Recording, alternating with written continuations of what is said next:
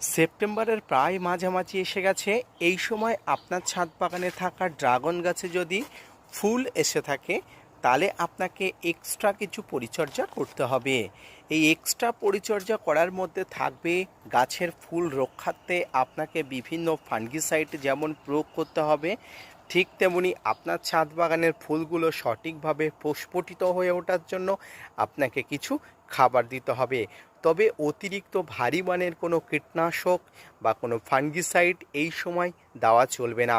সম্মানিত দর্শক শ্রোতা বন্ধুগণ, এই সময় শুধুমাত্র আপনারা হালকা ডোজের কিছু কীটনাশক এবং কিছু পিঁপড়ানাশক আপনারা ব্যবহার করবেন, কারণ এই সময় লাল বা কালো পিঁপড়ার আক্রমণ প্রচুর হয়।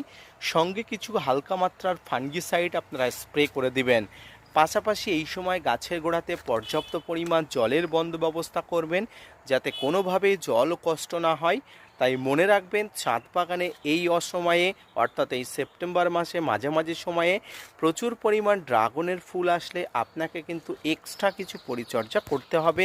আর সেই পরিচর্যার মধ্যে জল, খাবার এবং কীটনাশক এবং ফাঙ্গিসাইডের যথাযথ প্রয়োগ ব্যবস্থা। ধন্যবাদ।